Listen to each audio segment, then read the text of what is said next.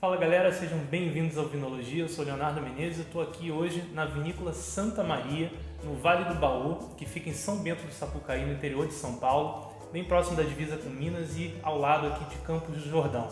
E eu estou hoje aqui com o Christian Pinotti, que é o sommelier aqui da vinícola, contar um pouquinho pra gente dessa história, o que é essa vinícola, o que é fazer vinho nessa região do Brasil. Então, Christian, muito obrigado. Tudo bem, prazer receber você aqui em São Bento do Sapucaí, aqui na Vila Santa Maria, é uma satisfação muito grande, é um desafio, realmente é um desafio bem grande produzir vinho aqui. Tem uma história bem bacana, uma história de família, história, né? Como é que é a vinícola, como é que surgiu? Então, há 22 anos atrás, quando meu cunhado e a minha irmã compraram um sítio a 1,5 km aqui para frente, eles nunca imaginaram que um dia isso daqui ia virar uma vinícola, mas a família do meu cunhado, eles são italianos, e eles plantavam uva lá na Itália, eles produziam vinho lá, e um sonho dele era produzir vinho, fazer vinho, né? E evidentemente quando ele comprou, veio à tona de novo esse sonho. E aqui não tinha histórico nenhum de plantio de uva, muito menos de uva de comer, uva de mesa, né? E um dia nós estávamos andando numas trilhas aqui da propriedade e nós encontramos um sombreiro, né? E o sombreiro que faz a rolha, né? A cortiça. E aí todo mundo falou, poxa, se você estava esperando o sinal é esse, agora só falta a garrafa e só falta o vinho, né? E ele também tinha essa ideia de transformar essa região aqui, porque aqui era um bairro até um pouco meio esquecido aqui da região de São Bento do Sapucaí. Então as pessoas... Aqui, né? Porque assim, nós temos a Pedra do Baú bem aqui atrás e nós estamos do lado de cada Pedra do Baú e Campos do Jordão está aqui. São Bento do Sapucaí fica do lado de lá da Pedra do Baú, né? Então, o que aconteceu? Ele se entusiasmou, ele importou acho que 3.500 mudas da França, plantou, isso não foi no final de 2004. Em 2007, nós já tivemos uma safra de Cabernet Sauvignon. Né? Foi a primeira safra. Foi a primeira safra. E em 2008, ele começou a levar essas uvas para Epamig, que fica aqui em Caldas, na cidade de Caldas, dá mais ou menos umas 2 horas de viagem daqui. E lá ele conheceu uma pessoa que chama Murilo Albuquerque Regina. Esse cara é o cara que inventou a dupla poda ou poda invertida para poder fazer colheita no inverno. Isso que eu ia perguntar. Vocês comentaram aqui que todo mundo sabe que vamos dizer, o mais comum, a prática comum aqui no sul do Brasil, em várias regiões vinícolas do mundo, é a colheita no verão, né? Isso. Então a vindima aqui no sul nossa é fevereiro e março, e lá na Europa setembro e outubro mais ou menos. E aqui vocês fazem 2 colheitas, né? Vocês pegam uma parte no meio do ano. É isso. Não 2 colheitas com a mesma videira que eu digo, mas vocês colhem um pouco no verão e no inverno. E um pouco no inverno. Então como é que é isso de colher no inverno? Então, é exatamente isso. Esse Murilo que desenvolveu essa técnica, ele é de uma família que já era de engenheiros agrônomos. Então eles faziam essa poda invertida em lavoura de café para melhorar as qualidades dos grãos e aumentar a produtividade. Então ele fez uma adaptação dessa dupla poda para a parreira. E como é que funciona então? O ciclo normal da parreira, você faz uma poda no final da primavera, lá meados de agosto, e colhe em janeiro. Isso. A dupla poda, ela funciona basicamente com quase o mesmo princípio. Então você vai fazer essa primeira poda no início da primavera, ele vai nascer os ramos, vai vir já com as frutas, né? E a gente elimina manualmente todas as frutas e vai cuidando só dos ramos. No final de janeiro, nós fazemos uma segunda poda e a gente faz essa colheita no final de julho ou começo de agosto. Então, as que nós colhemos no início de janeiro é uma poda e uma colheita. As de dupla poda, então a gente faz 2 podas e uma colheita. E isso é legal, pessoal, vocês não confundirem com a questão do Vale do São Francisco lá no Nordeste, onde você tem 2 safras por ano. É diferente. É diferente. É diferente. Eles aqui colhem em 2 períodos, mas o ciclo da videira continua sendo anual. Né? E com parreiras diferentes. Então, o talhão que é para colher no inverno é de colheita de inverno e o que a gente colhe no verão é de colheita de verão. Exatamente. E como é que é isso de você produzir vinho? Porque tradicionalmente também é conhecida a região, vamos dizer, as áreas do mundo mais propícias para vinho.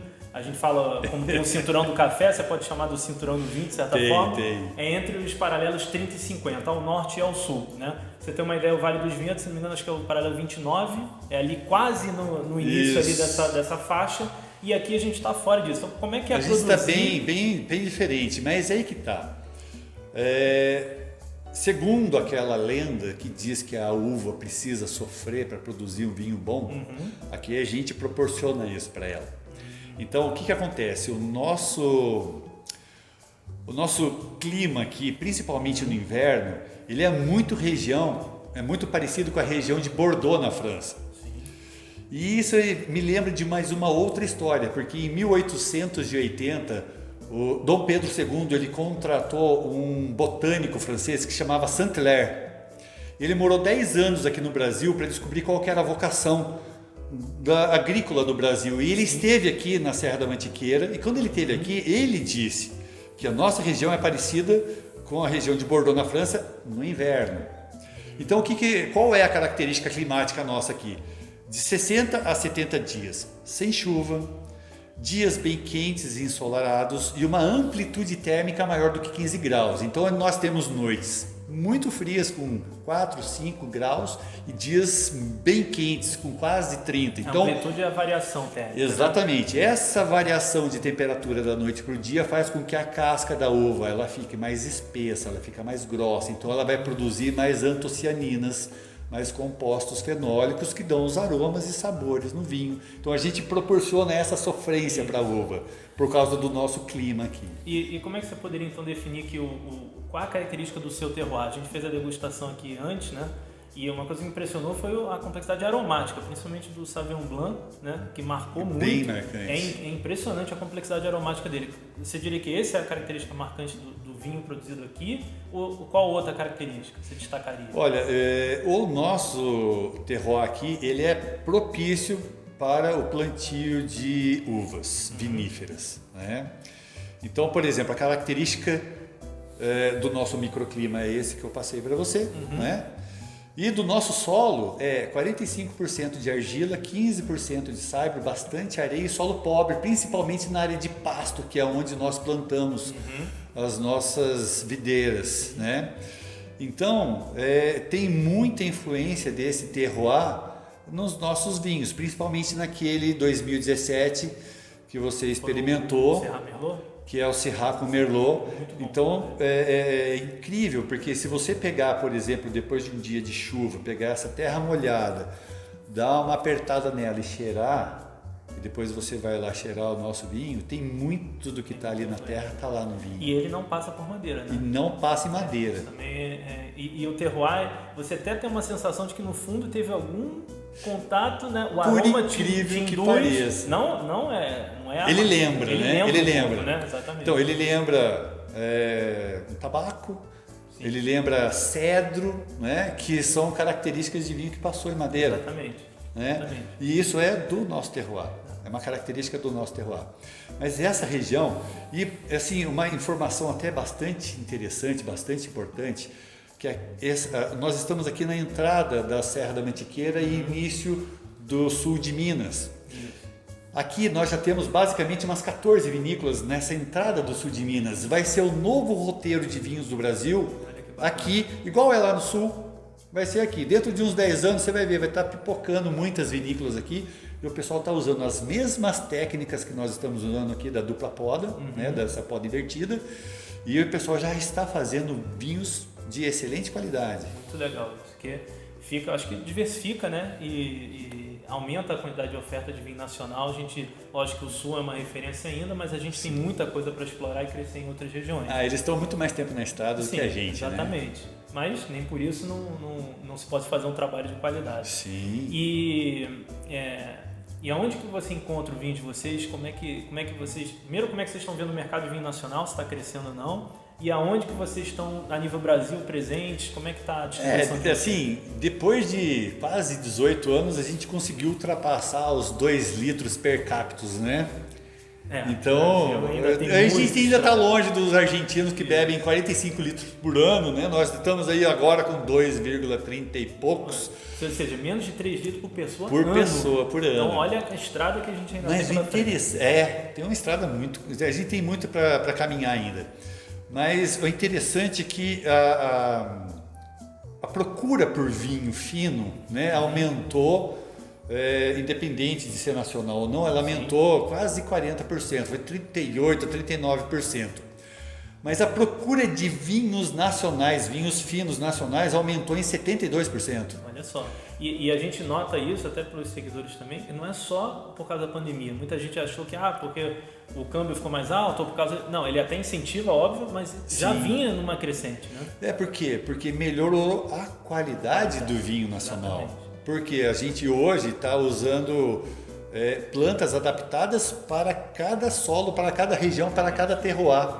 Então, não tem uma única forma de produzir. Exatamente. Então, eu sei, por exemplo, hoje que na região de Itaipava eles já estão produzindo Syrah lá e está saindo vinhos bons lá também. E já é um polo gastronômico, então uma coisa puxa a outra. Exatamente, uma coisa puxa a outra. Então, assim, essas plantas são plantas adaptadas para cada terroir, então é um incentivo a mais para que outras pessoas que tenham vontade, que tenham esse amor, né, por vinho, que tenham terras também que possam plantar. Exatamente. Né? E aonde que a gente encontra o vinho de vocês? Hoje os nossos vinhos eles são encontrados no nosso site, no nosso e-commerce e aqui na nossa loja também. Que a vinícola é a Vinícola Santa Maria, mas a marca é Brandina, né? O nome do vinho é Brandina. Brandina Wines, né? Então, por que o nome Brandina? Isso. Porque é o nome da avó do Marco, que é o proprietário aqui. Então ele fez uma homenagem para a avó, colocou o nome dela nesse rótulo, Brandina, e Vila Santa Maria, porque nós temos muitas Marias na família. Olha. Então foi uma maneira de poder agradar a grande maioria das mulheres da família. Toda história toda produção de vinho tem muita história e história familiar envolvida. Né? Exato. E para finalizar aqui, pegando a tua experiência, a tua carreira, assim, o que você diria para os nossos seguidores aí que estão apaixonados por vinho, começando a descobrir vinho? Qual a dica ou o recado que você deixa para eles, assim, quem está descobrindo esse mundo, o que você diria para eles? Olha, é um mundo muito controverso, ele é muito glamuroso, é apaixonante. E eu sempre falo, eu gosto de seguir bastante, eu tenho uma pessoa que eu sigo que é o Carlos Cabral. Esse cara, ele é o sommelier do Pão de Açúcar. Então todos os vinhos passam pela mão dele. E ele sempre fala o seguinte: para você fazer uma degustação de vinho, você não precisa entender nada de vinho, você precisa usar só os seus sentidos, que é o paladar, o olfato, a visão. Então, e vinho é você experimentar, você analisar, né? Então, você não tem que ter vergonha, por exemplo, se você achou um aroma e está com vergonha de falar, nossa, eu estou sentindo um aroma de jabuticaba. Né? E ninguém falou jabuticaba. Tem que falar. Tem que falar. Porque vinho é exatamente para isso, para você usar os seus sentidos, a sua memória olfativa, e o que você tem de memórias olfativas e gustativas é o que você encontra no vinho. Então a gente nunca pode ter vergonha de falar o que a gente encontra de aroma no vinho. É uma coisa muito particular. E a dica que eu dou é essa: viaje, porque vinho é para exatamente isso, para viajar, para você ir longe, resgatar memórias, né? Vinho é história, contato, né? É uma bebida social, né? Então, normalmente a gente abre um vinho para tomar conversando. Evidentemente eu tomo de vez em quando também um vinho sozinho, mas eu prefiro 1000 vezes abrir um vinho e conversar com pessoas agradáveis. Exatamente. Então, pessoal, era isso. Cris, muito obrigado aqui pelo seu tempo. Prazer receber vocês. Tá bom? E, pessoal, espero que vocês tenham gostado aí, que a gente tenha aprendido um pouco aqui com quem está no front, né, tem a experiência para contar pra gente e ajudado a descomplicar um pouquinho mais a ciência do vinho.